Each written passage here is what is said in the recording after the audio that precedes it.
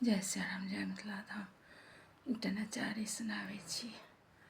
गे माई हम नहीं आजू रहब एही आंगन, जो बूढ़ होए ता जमाई। गे माई हम नहीं आजू रहब एही आंगन, जा बूढ़ा होए ता जमाई।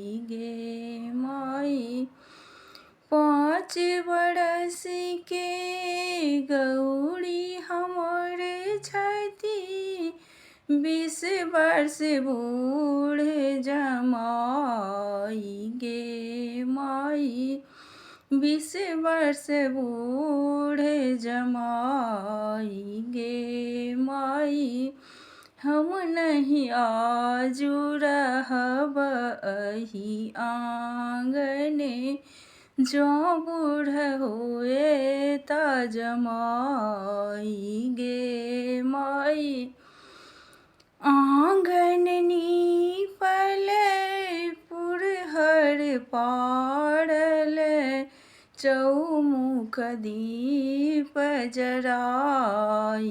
गे माई आंगन नीपल आड़ीपन पारल, चौमुख दीप जराई।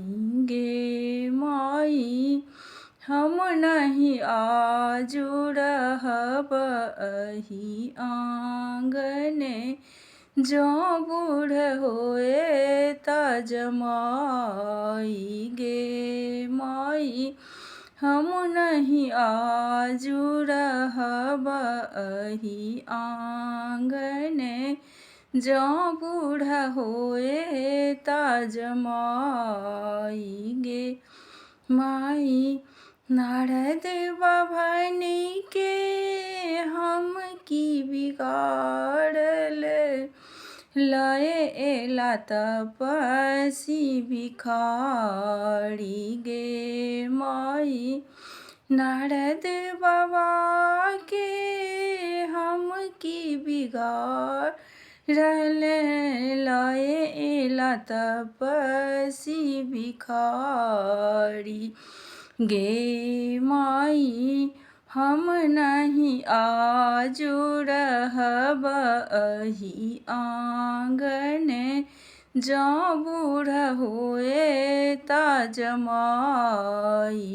गे माई अड़ीपन मेटब पुरहर फेंकब, धिया लय जाएब पराई। गे माई अड़ीपन मेटब पुरहर फेंकब, धिया लय जाएब पराई। गे माई हम नहीं आजू रहब एही आंगने, जो बूढ़ होए ता जमाई। गे माई हम नहीं आजू रहब एही आंगने, जो बूढ़ होए ता जमाई। गे माई कहती कबीर सुनू हे मैना, पड़िछु अपन जमाई। गे माई कहती कबीर सुनू हे मैना, पड़िछु अपन जमाई।